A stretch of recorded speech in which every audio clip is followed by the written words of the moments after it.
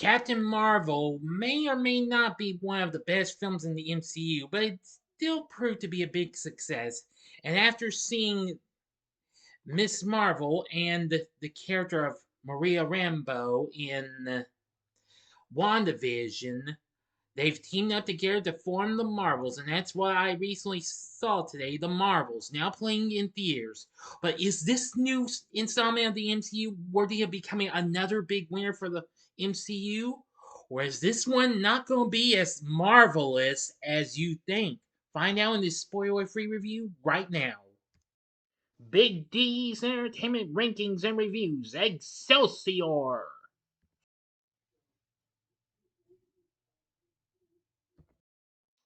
So, greetings, my fellow YouTubers, and welcome to Big D's Entertainment Rankings and Reviews. My name is Doyle, better known to as the Big D, and this time around I bring to you a spoiler-free review of the just now released superhero flick, The Marvels, released by Marvel Studios through Disney. Featuring the characters of Carol Danvers, aka Captain Marvel, Maka Rambeau, and Kamala Khan, aka Miss Marvel, who unfortunately I didn't do a mini TV log special on her series from last year. But it is a sequel to Captain Marvel and a continuation of the Miss Marvel miniseries from last year. And the 33rd film in the MCU, directed by Nia DaCosta, who recently directed the Candyman reboot from a couple of years back, who co-wrote the screenplay with Megan McDonald and Elisa Karasik. It stars Brie Larson, Teyonah Parris, and Iman Vellani back as as the characters they play in the latter three series I talked about, alongside with Zawe, Ashton, Gary Lewis, Park Seo Joon, and Samuel Jackson, plus others. I can't really pronounce a whole lot of them.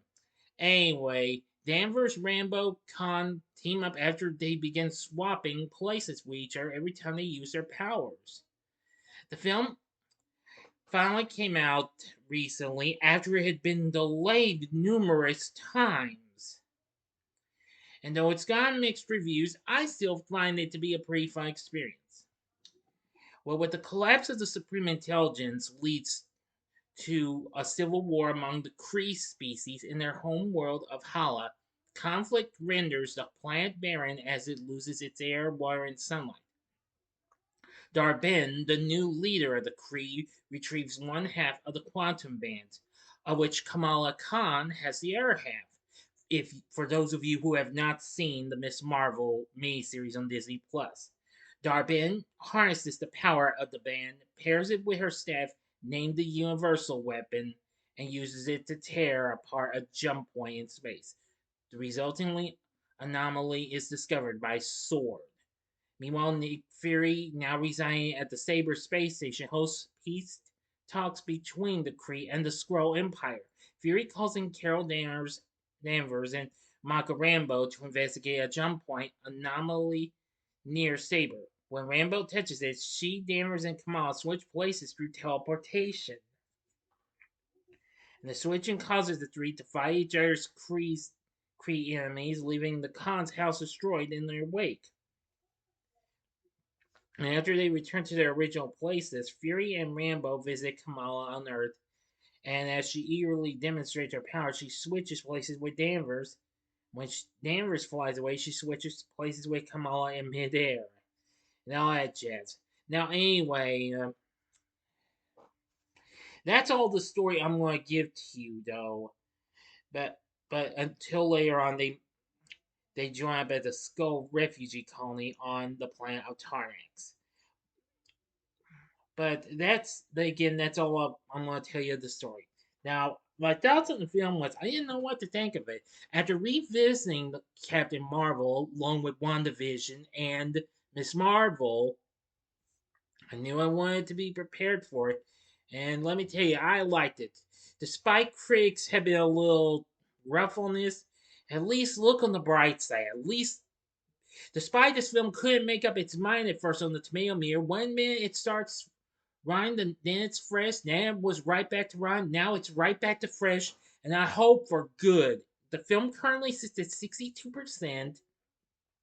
Fresh, saying, funny, refreshingly brief, and elevated by the chemistry of its three leads, the film is easy to enjoy in the moment despite its cluttered story and jumbled tonal shifts. Well, sure, it can be a little mind blowing at times. That's understandable. But I didn't care. I mean, this was just so outrageously wow. Scream Rant, well, in a synthesis of negative reviews of this, found criticism concerned mostly the characters in the film's lack of cohesion, but also that the film might suffer from the emergence of a more general Marvel fatigue. But Variety, on the other hand, covers positive response, stated that the various commentators had found the film funny and praised its short duration. Yes, with a runtime of 105 minutes, that's probably the first shortest film in the MCU I've seen in I don't know how long, since the day this started, in ways. Anyway, we have Laura Carpenter on board doing the score, which was good. And I do like the music and what have you. Let's see.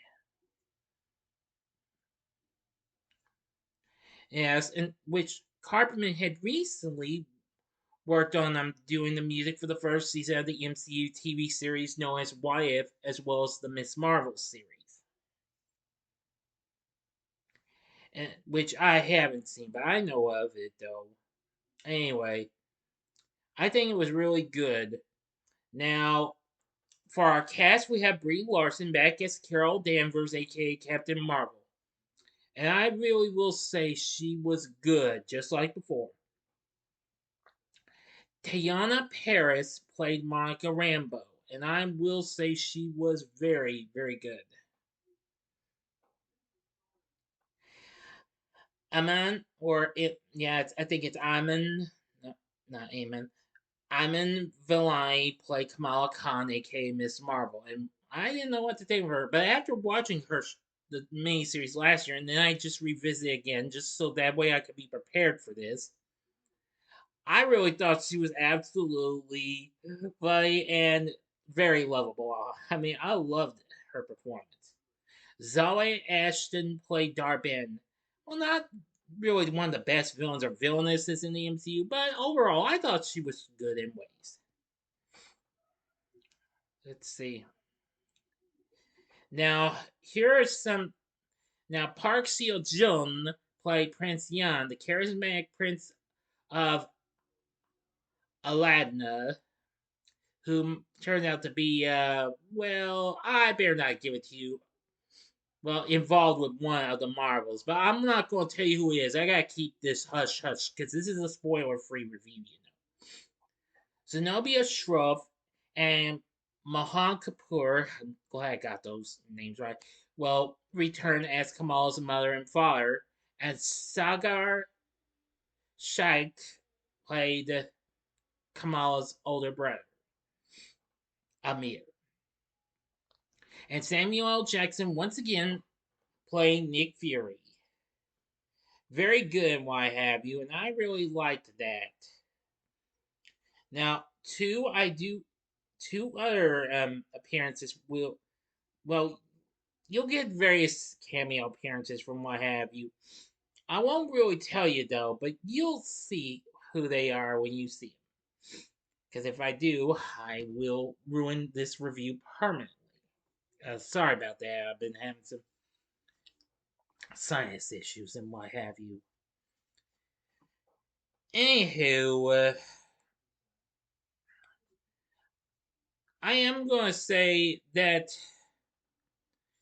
despite the mixed reviews, this hasn't been doing too well. I'm thinking, what's up with that? And what's up with the 21 million in its first day or so? Come on, this could do better than that.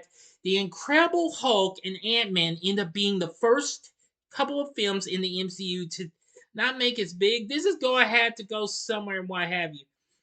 You know what? You sure it's, you know what, I better be thankful this didn't get back to Riot Gig, because believe me, it happened to Eternals, and I know I don't have to remind you about Ant-Man and the Wasp: Quantumania. Who knows what this will this one's going to be capable of making. I'm sorry, folks. I'm not trying to be coming on down like a battle axe or anything. I just wish this will do well, but the way I'm seeing the MCU's will probably be due to have a humiliating failure. And I'm not liking that at all. The first Miss Marvel made over $1 billion. I don't understand. Really. So, I wish this film the best of luck. Seriously. If we had just gotten Doom Part 2 a week before, this wouldn't have happened. Now at the time picking strikes away, I hope everything will be fully recovered after this. Well, let's not get into the details of that. Thank you very much. But anyway, I thought despite the mixed reviews and the mind blowing experiences and what have you, sure the story can be a little at times, but I didn't mind. I liked the Marvels. It was fun. It had a lot of good action bits and what have you, and well, it had a good cast and a good score. So overall, I liked it. I don't care what y'all say. The heck with what some mixed reviewers or negative reviewers say. We're all entitled to our own opinions. So for my score, I'm giving the Marvels 5 stars, which of course means on a scale of 1 to 10, it gets a 10. So what did you think of the Marvels? Let me know in the comments section below. If you like this video, click the like button, subscribe, and be a part of the Big D Nation. Join me next time when I bring to you the first well, not the first, I mean the second anniversary review, because even though I messed up on my first one, which was the Magic review, but this time I'm really going to get it right this time, with a 30th anniversary review of Disney's Three Musketeers film from 1993. So if you like this, see my spoiler-free reviews of the most recent installments of the MCU from earlier this year. In the upper left-hand corner is my review of Ant-Man and the Wasp: Quantumania. The upper right-hand corner is my review of Guardians of the Galaxy Part 3. And the bottom left-hand corner is my review of a, well, non-MCU film, but still one of the big animated films of the year, and that's Spider-Man Beyond the Spider-Verse. And the bottom right hand corner is the button you can click to subscribe. If you like rankings and reviews on movies, TV, music, video games, etc., then I'm your guy. Thank you for watching. Until next time, I'm the Big D saying, see ya.